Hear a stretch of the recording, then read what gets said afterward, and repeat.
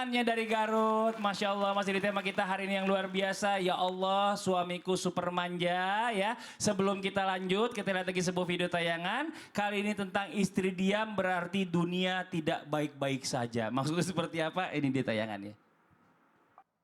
Tepuk tangan dong Bu, Masya Allah luar biasa. Panjang nih, panjang nih. Panjang, ini lebih berbahaya katanya. Tapi pertanyaannya boleh nggak nih kalau seandainya istri memilih untuk diam karena suami udah bikin dia kesel banget ya. Dengan sifat manjanya, nyusahin istrinya daripada kepancing emosi, berantem.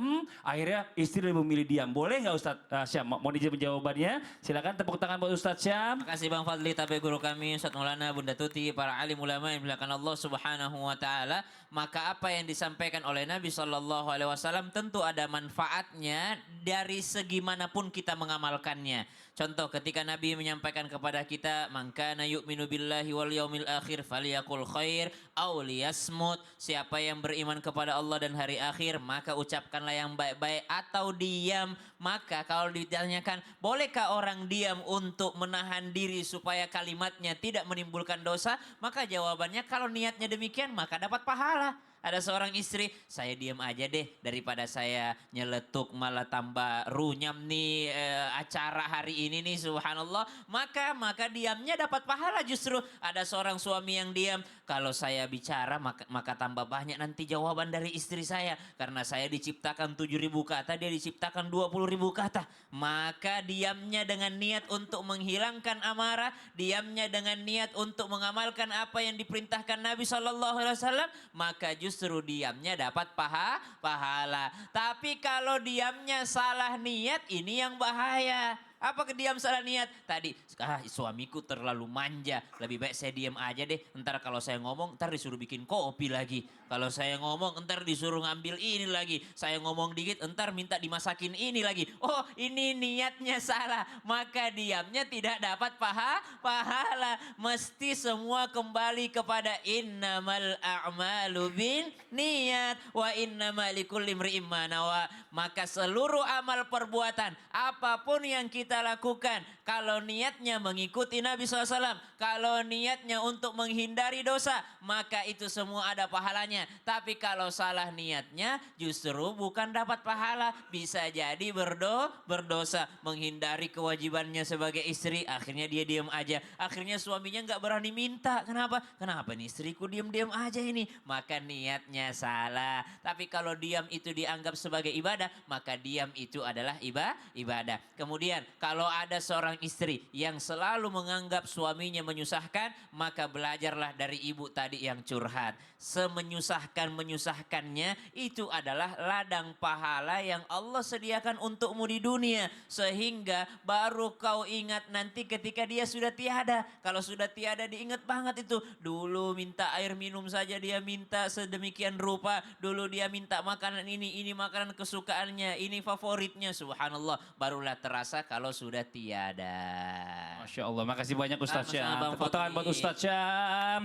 Kita lanjut lagi, kita kasih kesempatan kembali jamaah buat curhat. Tapi sebelumnya kita kembali dulu ke segmen Curhat Dong Ustadz. Iya, kami curhat. Ya mau curhat boleh silakan angkat tangannya. Masya Allah, dari sebelah sini Ibu boleh maju ke depan. Masya Allah, Bunda Tuti, Ustadz Maulana boleh maju. Silakan Ibu sini Bu. Iya, silakan perkenalkan dirinya. Assalamualaikum warahmatullahi wabarakatuh. Waalaikumsalam warahmatullahi wabarakatuh. Nama saya Ibu Salinah dari Majelis Taklim Miftahul Hasanah dari Garut. Tepuk tangan buat Ibu Salina. Mau curhat apa Ibu? Mau curhat tentang ibu. Oh boleh, Masya Allah. Boleh silakan Ibu Salina. Saya seorang anak yang kepingin mengurus ibu. Iya. Tapi ibu saya nggak mau ikut ke rumah saya atau ke rumah kakak-kakak saya. Iya. Beliau tetap kepingin tinggal di rumah beliau sendiri. Oh, Masya Allah.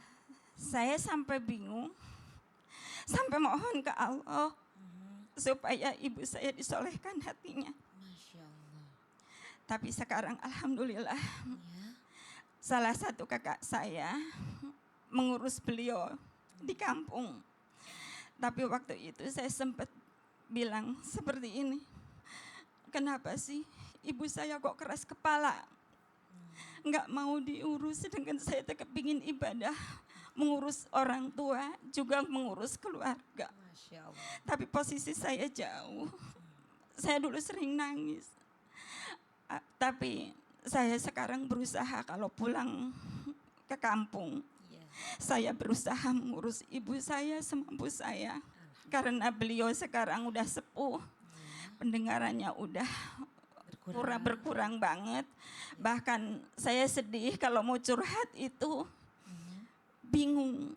Baik, Kalau bicara harus keras. baik. Apakah saya merasa diampuni dosanya sama Allah karena pernah mengatakan ibu saya keras kepala. Masya Allah. Gak mau diurus sama anak-anaknya. Baik, Bunda, ini adalah gambaran anak yang solehah. Anak yang berbakti kepada kedua orang tua. Luar biasa ini. Satu sisi kita ingin merawat ibu, tapi kita jauh. Dan ibu tidak mau. Bunda harus tahu kita melihat kondisi ibu yang sudah sepuh itu. Kalau sudah sepuh biasanya ingin menyendiri. Ingin tenang, tidak mau kebisingan, tidak mau merepotkan anak gitu ya. Padahal anak ingin merawat ibu untuk mendapatkan pahala. Sampai ibu berkata seperti itu, ya Allah ibu saya keras kepala.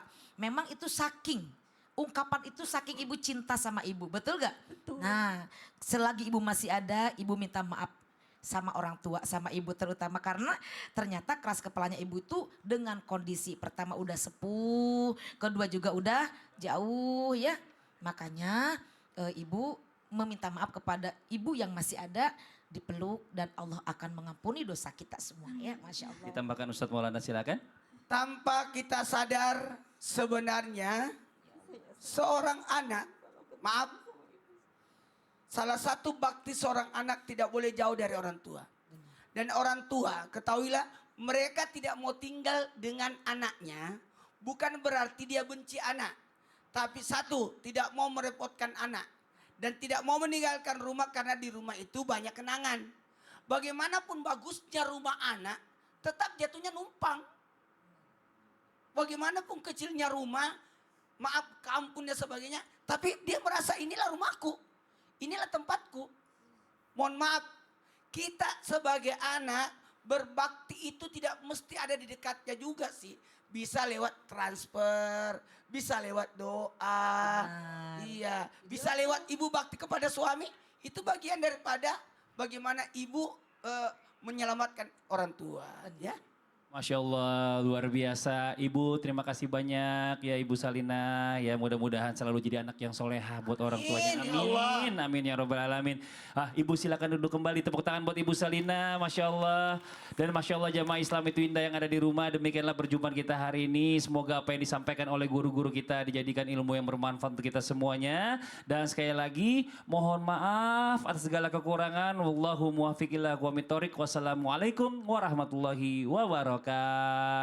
Waalaikumsalam warahmatullahi wabarakatuh. Subhanallah walhamdulillah wa la ilaha